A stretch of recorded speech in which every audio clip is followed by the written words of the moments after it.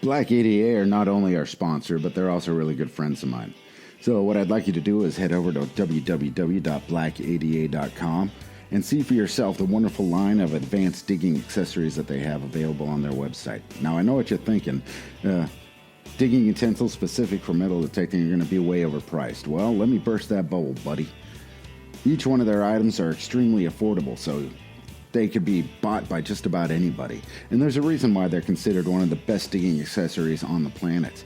Each one of their items has reinforced shafts to really thick welds that can really stand just about any abuse you throw at them.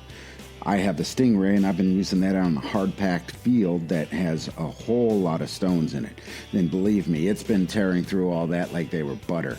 And that Extended Invader is one of the greatest things that I have for open fields. There's no need now to bend over and dig a hole, then rescan it with the metal detector. I can dig a hole while standing up, and then scan the hole with my metal detector to see if I've got the object out. It really saves my old knees. So head over to www.blackada.com, and I guarantee you won't be disappointed with the objects that you see on their website. From sand scoops to shovels, everything that they got is some of the best on the planet. That's blackada.com. So as soon as we get done with this podcast, head over there. Don't go over there right now. Go over there as soon as you get done with the podcast. No, seriously, not right now, after the show. Let's dig it up.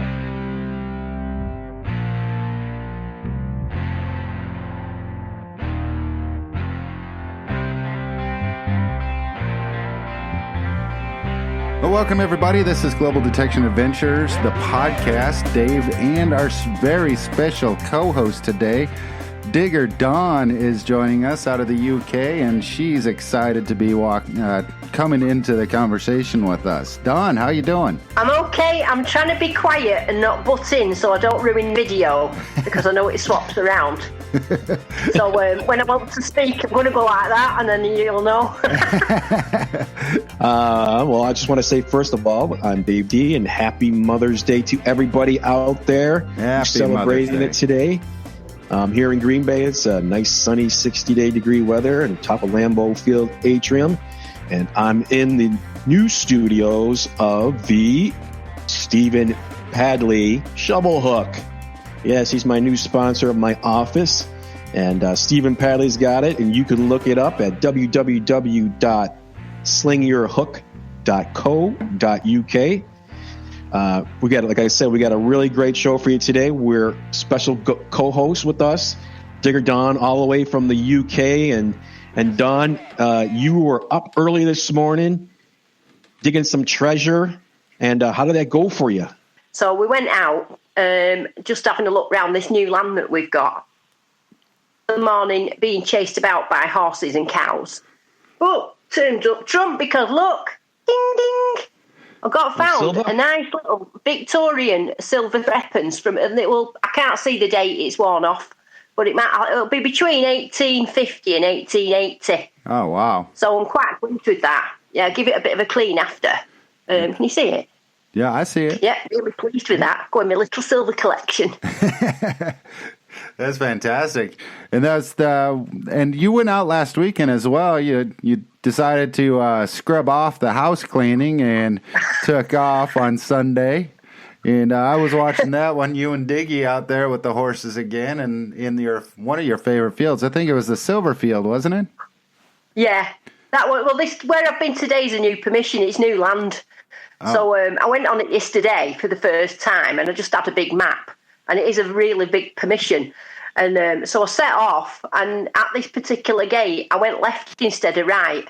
Ended up being miles away from where I thought I was.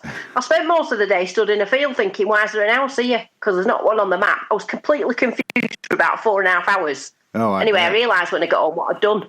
That's why I went back this morning to sort of see if I could find the right fields. It's easy done, isn't it? Left and right going the wrong way. Yeah. So I see you have a new digging partner too. He's on a leash. Yeah, Diggy. Diggy, he's sniffing hound. Is that what he does? Sniffs for silver. Yeah. Silver sniffer. He's only 8 months old, and I'm training him. Hang on a minute. Come here. He's here having a sleep because. Say hello, Diggy. Oh. He's tired after all his metal detecting this morning. Look, he's too tired. So, yeah, I've been training him to sniff silver. So I get a big silver coin and a copper one. And then when he sniffed it, he gets a treat. And at the minute, from just in my hands, he can do it 9 out of 10 times. Huh. So now we've got to start hiding it under pots. But I will have him so he sniffs something out one day. What we dig it? That's going to be the new metal detecting tool. Sniffing silver dogs. Yeah, that's a good idea. Well, I thought, the police and that, they have dogs that can sniff out drugs and guns and all those things, don't they? So why can he not sniff out silver out of a field? Exactly. He's like a 4-footed pinpointer. Yeah, that's what he is, yeah. And he loves it. His natural breed is for digging. That's why I got him. So when I dig a plug, he's always in there digging away, helping me dig it out. So he's just got to sniff the stuff now. Oh, that's good. All right, Don, we're going to get into a little bit of metal detecting talk. You're a AT Pro girl, Garrett girl. I guess you're a Garrett girl, and you're swinging the AT Pro or the AT Gold? Yeah. 400i I've got. Now, the Garrett came out with a new metal detector, the AT Max. Are you going to get your hands on that? And what do you think about this new detector from Garrett? Well, I've been really looking forward to it because they've had a lot of hype, haven't they, Garrett, about bringing it out. And I've been really, really looking forward to it. And I've seen the stuff from Italy, from when they launched it last week in Italy. And to me, it looks fantastic. I wanted to upgrade from my 400 to an AT Pro anyway, but I've hung back because I knew this new one was coming out. And I love all the wireless technology in it. It looks actually fantastic. I mean, I won't be using it for underwater detecting unless I fall in a river or something. But, I really, really, really, really want one. Yeah, I've been hearing a lot of good things about it. They finally integrated wireless headsets onto it, and it's supposed to have a deeper search. So that's going to be a really good thing as long as everything stands up and stays true to what they've been saying that it's going to be doing. Yeah, I know Gary Smith and that tested it out already. He said it's fantastic. Just on beach, wet beach, underwater. He said it's just smooth everywhere he's tried it. And the wireless technology they've got in there is the Z-Link. So I've actually got a Z-Link now. But obviously mine's a bit wired. It's not a completely wireless one. Yeah. And when I've tested it in the field and I've used it, it's really, really fast. So that wireless technology on the AT Max is going to be fantastic. It'll be well in line with the Deus. It's about time, and it's still going to be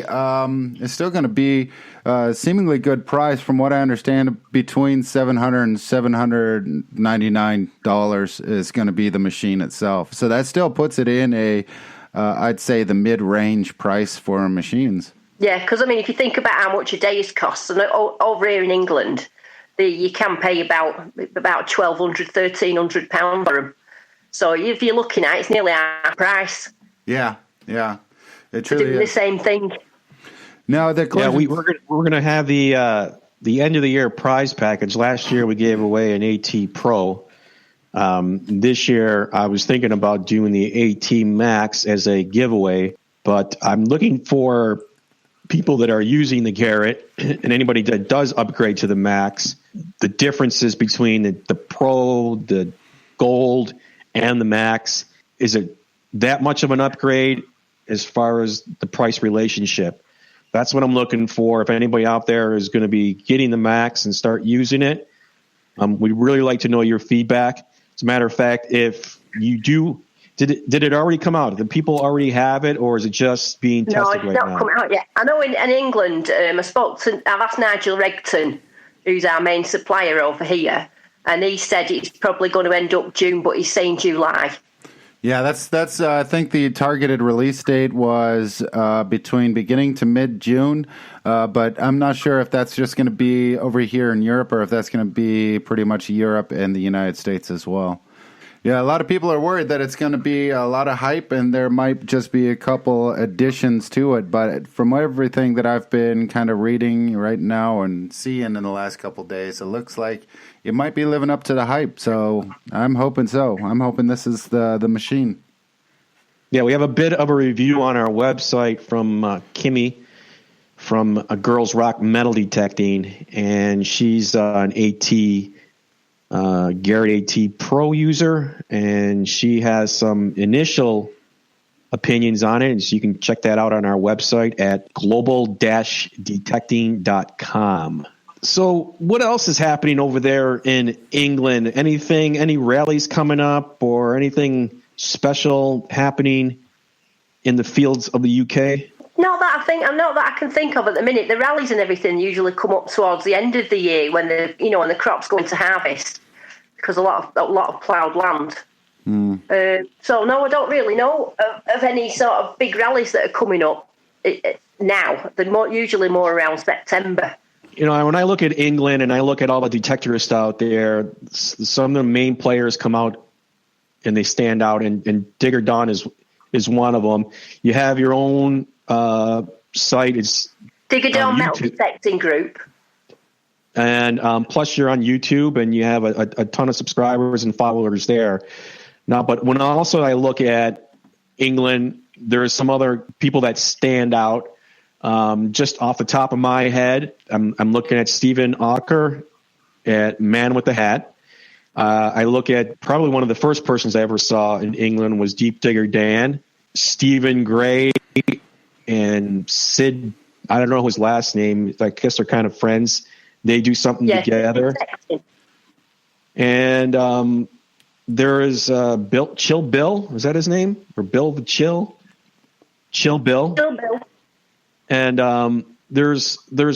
but when I see this, each of them have their own great personality and their own way of detecting, and their YouTube videos, everything that they do is just, everybody's really very much different than the other person. But then again, it seems like there's this stiff competition in Britain and England and UK of metal detectorists. Why do you think there's such a big competition between all the main players? And what are they really vying for? And is there somebody that is up and coming in England that we should be looking out for as far as who's coming up in the ranks there? I don't know if there is. There is competition, because there's a lot of metal detectors that have all fell out, haven't they, for one reason or another. I'm not quite sure why that is, to be honest with you. I know Deep Digger Dan. He's huge. He's just massive. He's in a different league. Yeah. And he's been doing this thing going round the coast, raising a lot of money, hasn't he, for Raise the Sunshine. And I don't know why a lot of people don't like him. There's all different reasons, and some people think he's not a proper metal detectorist. So I think it all boils down to a bit of jealousy, to be honest with you. Yeah, I see that. I find him to be all right. I do speak to him. And he's always been all right with me. I've never had any problems with him at all. He's never been horrible to me in the slightest. Yeah, I've had some. He just does his own thing, and he's from what I've come across, he's quite mistrusting in a way, because he felt like he's been attacked. Which, if you look on YouTube for a couple of years ago, he had a lot of problems going on, and I think he just keeps himself to himself now. And then I think, I'm quite innocent in a lot of ways. But I've had my own attacks, where people have attacked me. So, and I think to myself, well, what have you attacked me for? And I think it just boils down to a bit of jealousy. That's all I can think of. Yeah, I see that here in the United States. It's mostly between the women detectorists. There's probably a handful. I'm really not going to name any names because I don't really want to stir up anything in the kettle. It's not really about that. I mean, the question was really based on why is there this competition? Why isn't what are they vying for? I mean, are they looking to be better than you? Or they don't understand it, but it does happen, and that's why I brought this question up. I think it's just the same thing, and to be honest with you, I don't know the answer. I don't know the answer to that, and it is a shame, because if everybody worked together, and everybody got on, it'd be so much nicer. But that's why we started this group, Global Detection Adventures. We tried to bring everybody together.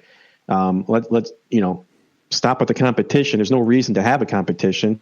Just share what you bring to the hobby and show everybody your finds, and everybody should be supportive of everybody else. I think that's the true meaning behind the hobby. If you notice that we do have team members at GDA, and all those people instill that, and that's why we brought them together. We're branching out and trying to bring people in from different countries to represent that country in a positive way. And Dawn, you're one of them. Thanks very much. I do try and live on the side of positivity. I mean, sometimes I'm getting beat with a stick, but I still try and remain that way. Yeah, I guess that happens. I guess once me and Lance start getting beaten with a stick, that means we made it. Then I take it, right? Right now, nobody. Well, that's what I always say. I would say no one beats a dead dog. Yeah, that's one of the things. I'm just hoping that people can be a little bit more open with each other and kind of accept that we all share the same hobby. We all share the same love for this thing. And we should be representatives of our area to everybody else. We don't need to start any kind of turmoil or any kind of, start a little in-war with the hobby. I mean, there's more than enough space. There's more than enough time. There's a lot of different reasons why these things kick off, but in the end, we all do the same thing. We all enjoy the same hobby, and that's what this is. That's what we're doing. That's why we make videos. That's why we share on Facebook. We want others to enjoy what we find. That's my 3 cents. I think a lot of people just do it for different reasons, don't they? Some people do it because they're trying to raise money for charity. I know Stephen Harker does a lot for it, and he's always good for that. Same as Deep Digger Dan's been doing a lot for charity as well. I don't know why I do it, to be honest with you. I mean, I just started off and I didn't even think anybody would ever watch them. And they have done. And I've just found that I've got a bit of a love of editing now, video editing. So it's like I've got 2 hobbies in the go now. Yeah. To do, and it just keeps me going. I just do it because it gives me something to do. Yeah, I definitely know that. I got, if I can ever get back out metal detecting, I got my videos, plus I run 2 podcasts and the website and the Facebook group, and I don't know what else I can do. Do you ever find it really hard to get motivated to make a video? You're in the middle of a dig, you find something really good and you just keep going and the camera stays in your pocket and then you start kicking yourself as, why didn't I film this coin and why didn't I film this one? But then you chalk it up to, well, you know what? I'm not doing any filming today. To be honest with you, because I've done it from day one, and my camera's so easy to flick out that I automatically, if I see something, I think, right, there's something in this plug, I'm going, I just automatically get it out. It's not like, it's not something that I have to think about or an effort. I just do it, and it's become habit because I've never done it any other way. So for me, it's like having a pinpointer. It's not like I've been detecting for years and then all of a sudden I thought, I'll make videos. Because the very first time I ever went out digging, I took my camera. So it's just become part of my equipment the same. I carry around a GoPro camera, and there's a lot of things involved with that. One, you got to turn it on and off. But then I have to switch over my detector to the audio so people can hear the audio, because I want them to hear the audio, see the VDI number, and then you do your little segment and cut it. And sometimes I get to a point where it's like, wow, I'm in the middle of a zone here, and I don't take my camera out, and it's just like, God, I could have had like 3 videos in the can already if I did, and start kicking myself.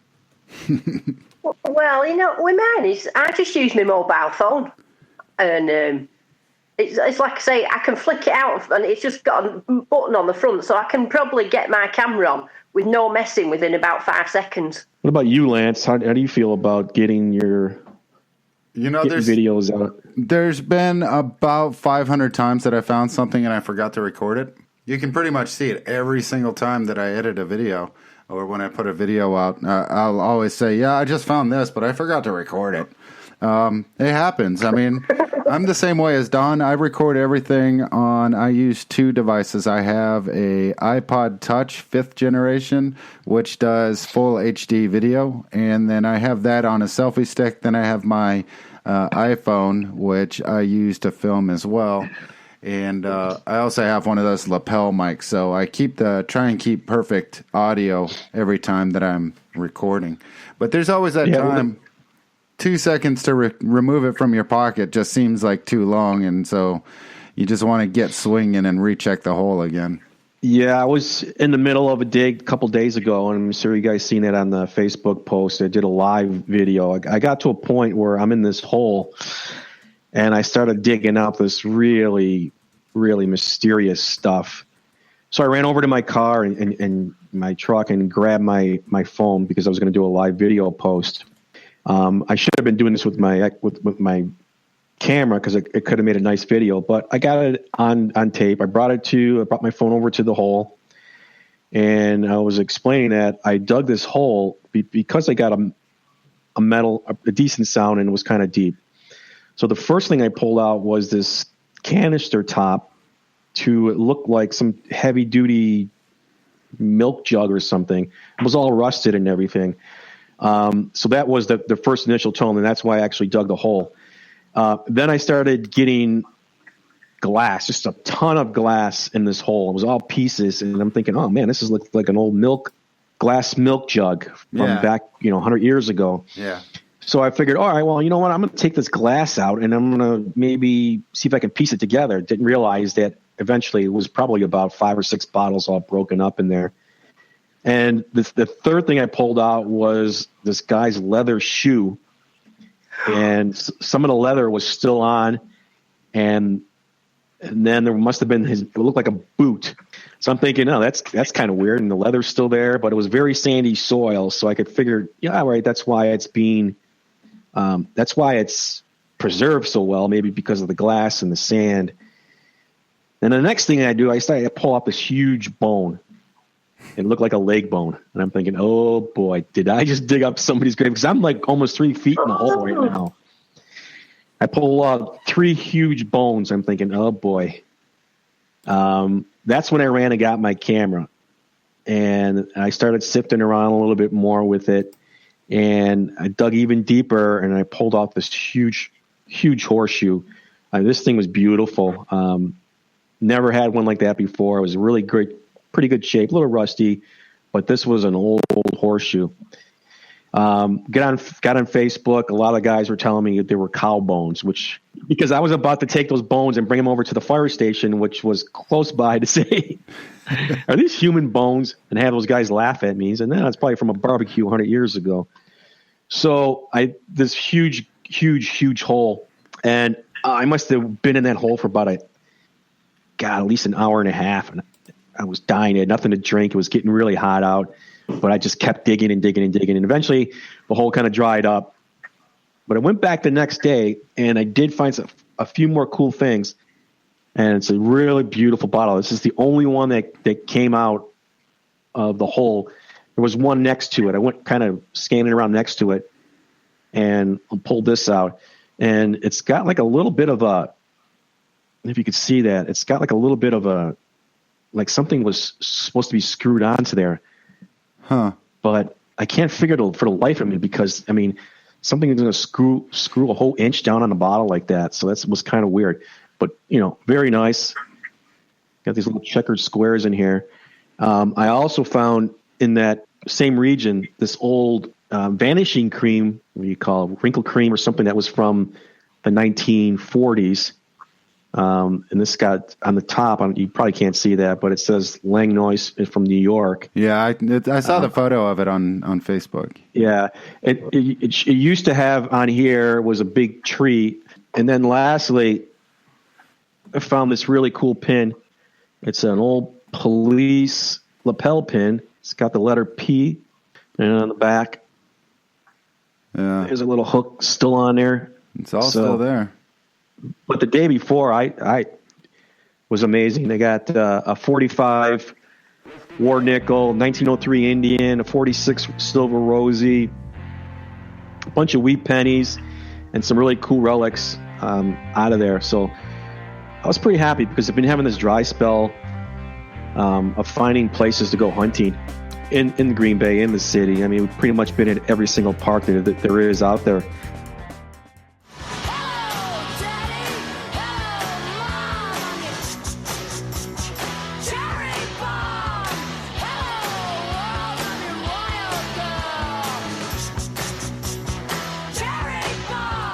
Hey everyone, Siren Kimmy here with Girls Rock Metal Detecting. In this segment, I want to discuss metal detecting and drama. What is it about metal detecting that seems to encourage drama? Is it detectors in general? Do they have a proclivity towards this behavior? Something in their makeup that seems to foster drama? Or is it social media by its very nature to blame? It's no secret that many grown adults seem to lose their filters online and lack the ability to walk away from the keyboard when they're angry.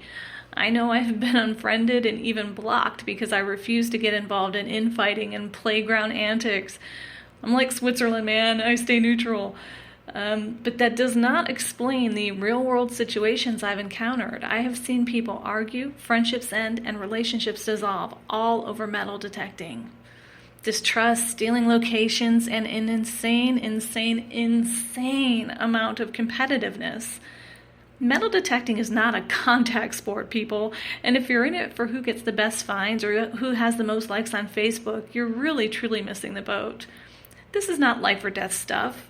While some choose to make a living out of it and others enjoy it more, dare I say, passively as a hobby, at the end of the day, it should be about finding history. Or if you're a coin shooter, treasure hunter, what have you, it should be about the thrill of the search. It shouldn't be about smack-talking other people, accusing folks of faking finds, or trying to one-up one another. There's a reason I keep my team very, very small. Because somewhere within this hobby, a competition of monumental proportions builds, and you would think that the permissions everyone is fighting over holds the holy grail. And even if it did, if you're the type of person that would kick your buddy in the throat to get to the hole first, you may want to consider digging alone. Just saying. Life is too short to get so bent out of shape over metal detecting. In the meantime, let's try to be good to one another. So that's my 2 cents, and they're Indian head pennies, so I think they're at least a little bit of value. Now get on over and check out my blog if you haven't. Like, subscribe, and share, all that good stuff. And stay tuned for the newest metal detecting video coming very, very soon, along with the Girls Rock Digger of the Month. So get on over to girlsrockmetal-detecting.com for all the details. And take care, everyone. And don't forget, rock metal detecting. Bye-bye.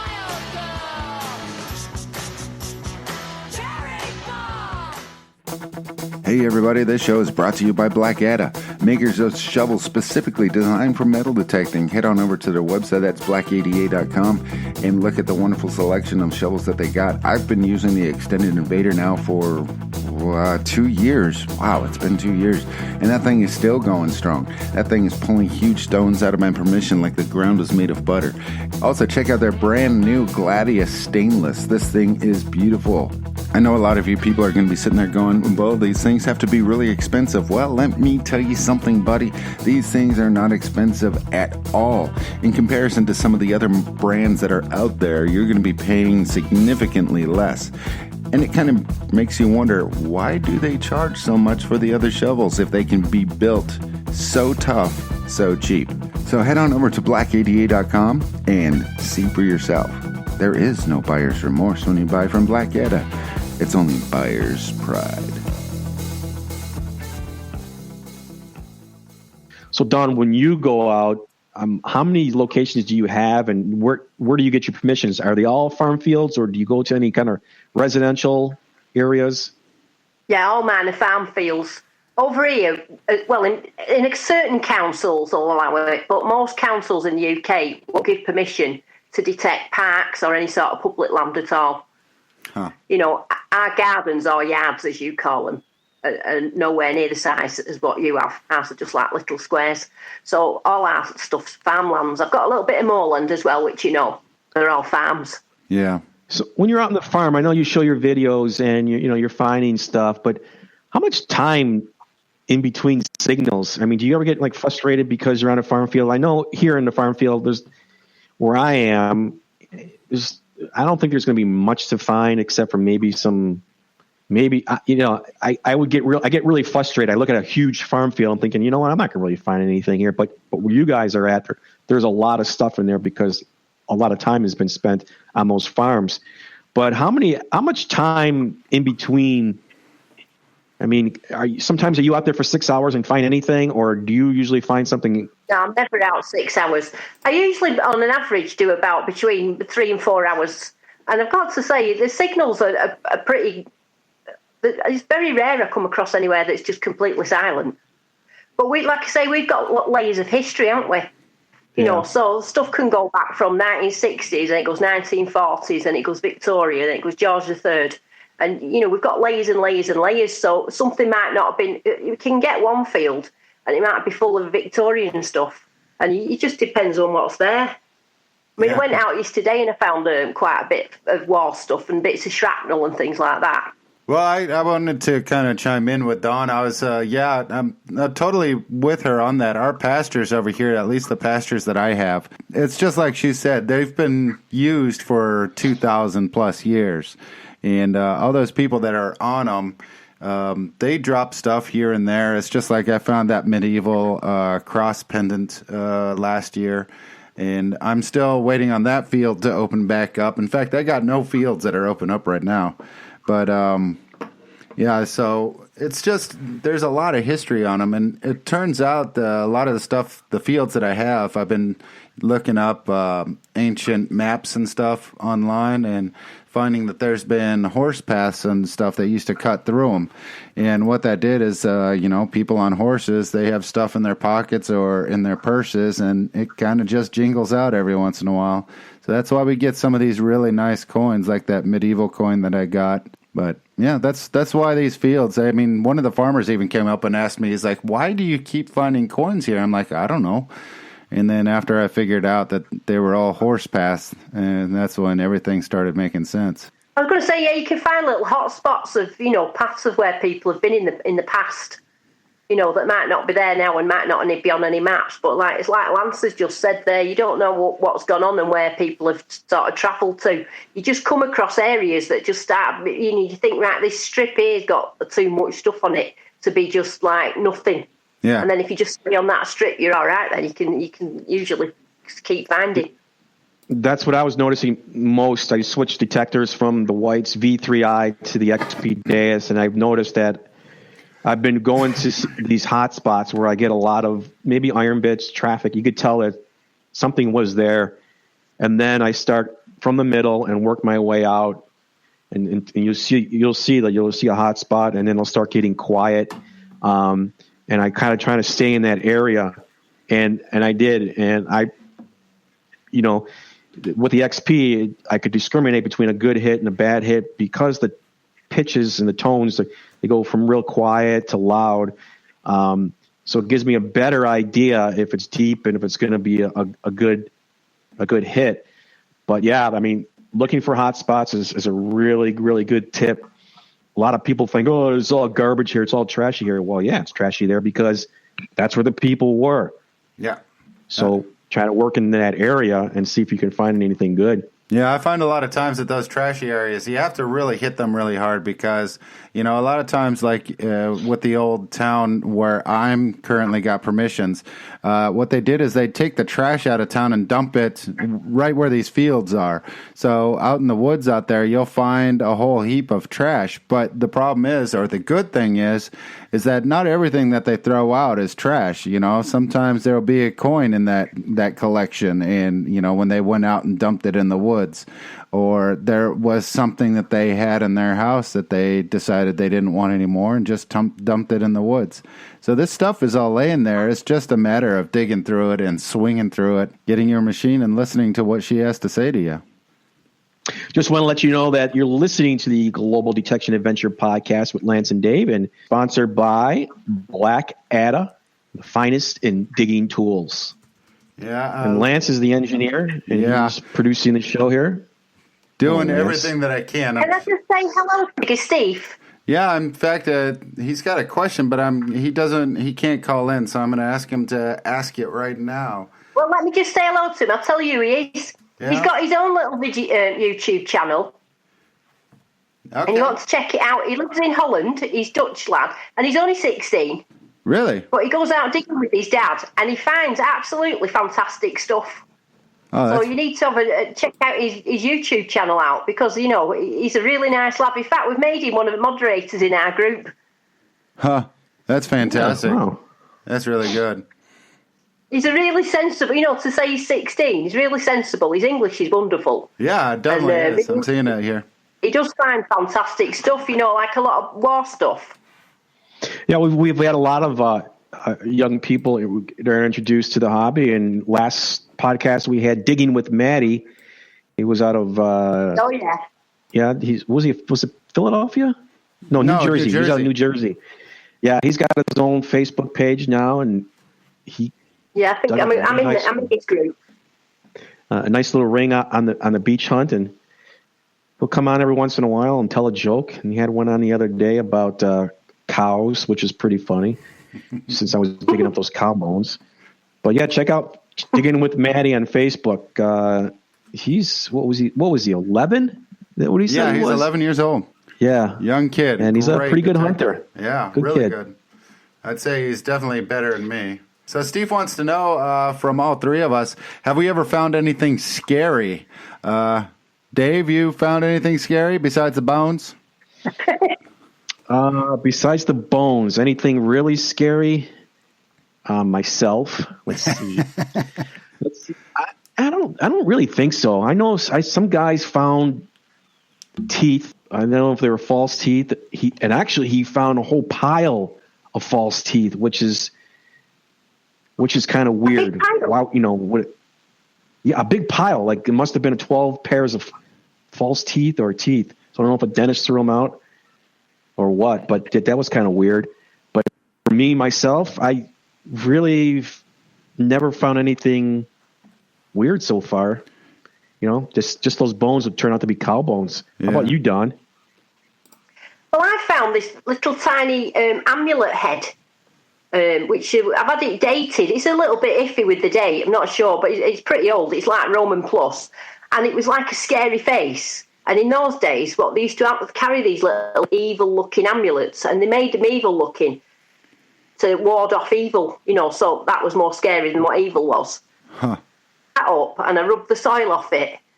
And I was looking, and I went, oh! And it did frighten me at first, because it was such a little scary face. It's only about the size of my finger. But he did look. I called him Jeffrey, because I thought he can't be scary if you call Jeffrey. Unless you're Jeffrey Dahmer, obviously. But, yeah, that's what I found. That was my most scariest thing. But now I actually love little Jeffrey. He's one of my best finds. Oh, that's fantastic. Yeah, mine, I guess, Steve, last year, I think it was the beginning of last year, I was out on a new permission and I was metal detecting, and I live in Germany, and right next to me is where one of the military bases for the Germans were during World War II. And there was a training area, and I found what's called a Panzerfaust. It's one of the kind of like the German bazookas from World War II. And I found the explosive head of that, and I had to call the Polizei. They had to come out and mark the area. That was the scariest thing for me. As soon as I recognized what it was, and there I was in the middle of this dried out creek with my shovel, smacking the ground to get rocks out of the way, and there's an explosive head of a rocket right in front of me, what I've been metal detecting. So it was definitely scary, to say the least. But yeah, glad the Polizei came and they took care of it. Also want to make sure that people head on over to our shop. We have shirts and all kinds of stuff there for you. You can take a look. We're going to be uploading some new designs this coming week, so definitely check it out. So that website is www.zazzle.com/the GDA store. So Don, you only hunt the weekends, or do you hunt during the week too? No, because I work full time during the week. There's no chance. By the time I get home about 5:30, 6 o'clock, I'm too tired. So yeah, just save myself up. Hopefully Saturday and Sunday I try and get out. I definitely always go Saturday, and if the weather's all right, I'll try and get out like the 2 days. Yeah, I was fortunate enough to get out this week more during the week than the weekend. I mean, I was out Friday for a few hours after work and Saturday for a few hours after work, knowing today was Mother's Day and recording day, that, I wasn't going to get out. So I got my fill in. I got some really cool finds, but always looking for that next big. What do you always want to find, David? Well, I really want to find I was going to find silver. I'd like to find, I just want to get into the seeded coins. And in our area, it's not that old to really find. I mean, the oldest silver has been a barber from me. I probably have to travel a little bit south and east to get the seededs. but I'm really trying to get in that coin range. I got every barber. I've got pretty much every silver except for a Walking Liberty, some halves. But I'm trying to get into that seated. Yeah, you always tell. I hear about seated coins and things like that. To me personally, I don't really know what date range they are. Can you tell me what date range they are? Well, I mean, some of the coins are from. You can get some Spanish reals in the 1700s. I've seen that's probably the lowest. There's some I saw in the 1600s, but you have to really live on the East Coast to get that old, because that's when all the What's the seated dime though? Seated dime. Yeah, like a seated dime. What are the ages? A seated dime, yeah. You're looking for a seated. You're probably the barbers. I don't know what the age are, but the seated's probably getting to the the earliest one. The oldest one, I would say the earliest one is 1860, 65, something like that. So I don't know. The barbers go down to maybe 1890s. So yeah, probably up to 1890. I'm not sure. Somebody can ask me on that seated, but I know I've seen them from 65, 75. So that's what I'm trying to get down to.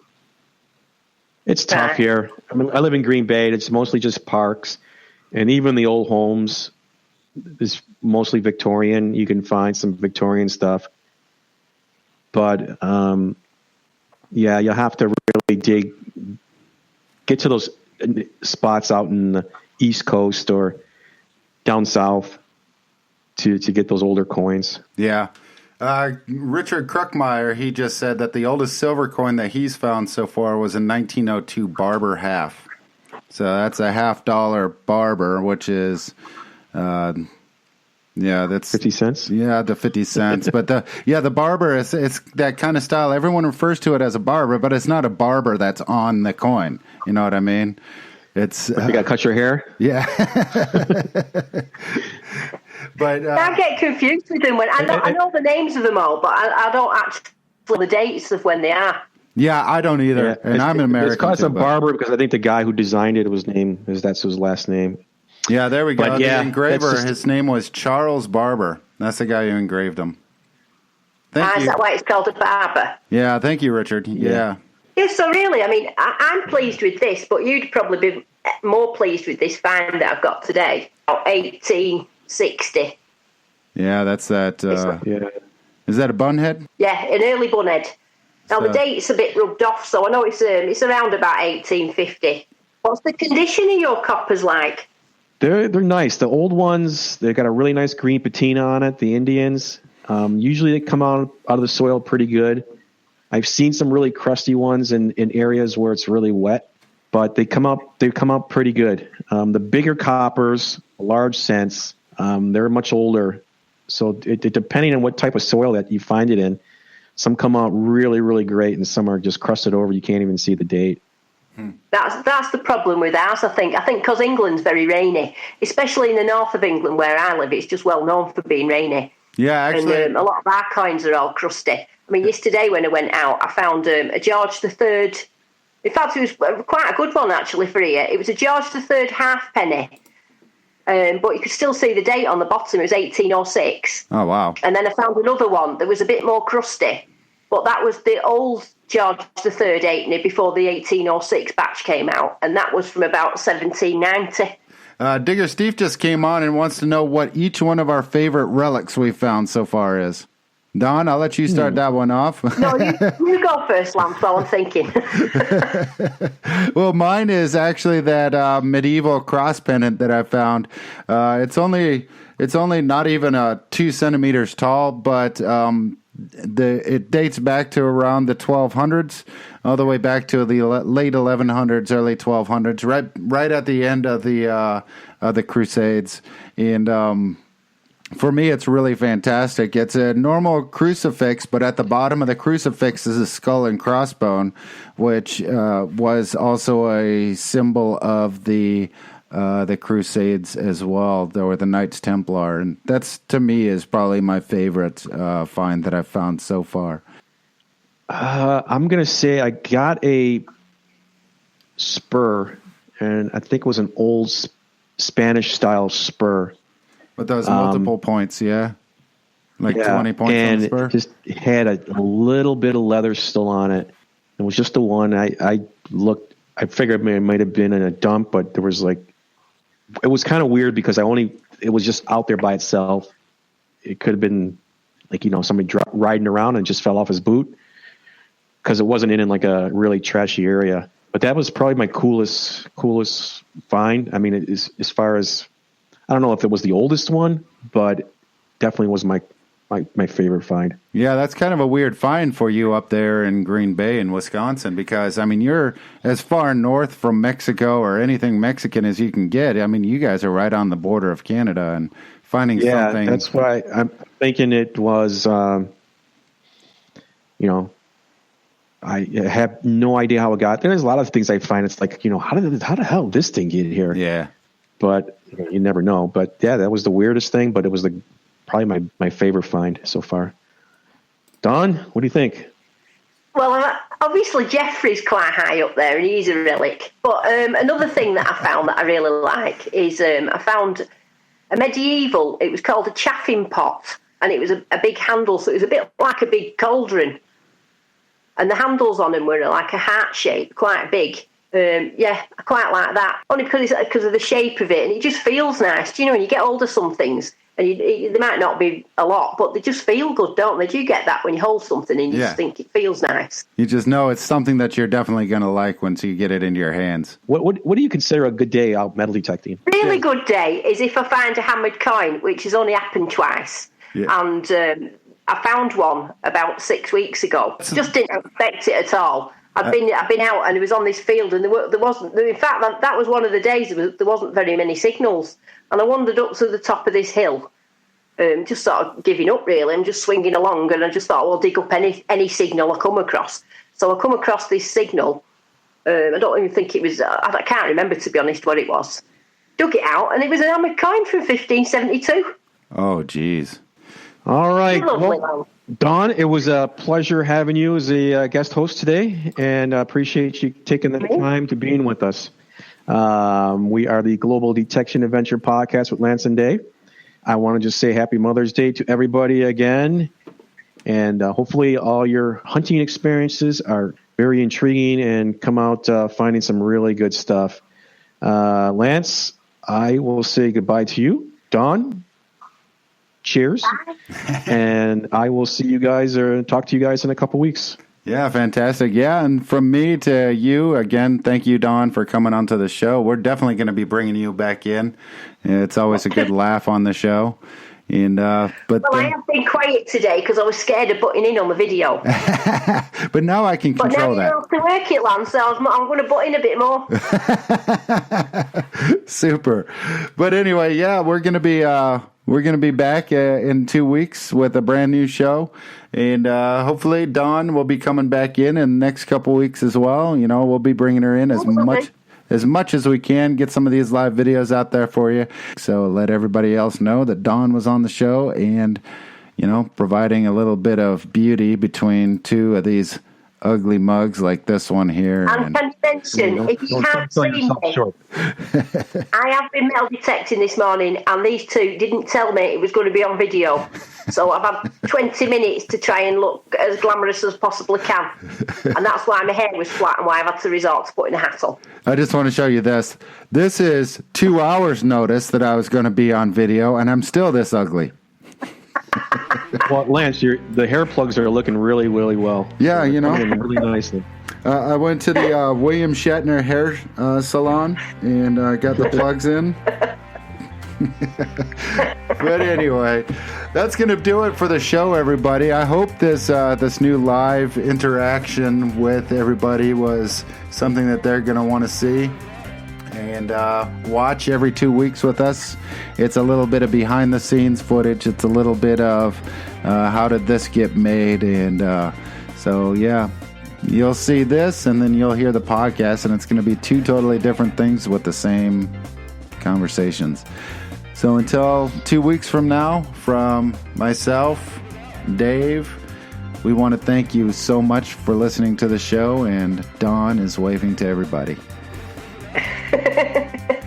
Thanks for having me anyway. So anytime you want me to come back on, just give me a bit more notice, Lance. Okay. And I will be on. Okay. Well, next time you come on the show, there will be video, so that's as much notice as I can give you. Right, okay. All right, until then, as I always say, we'll see you out on the fields. Good luck, y'all. Let's dig it up.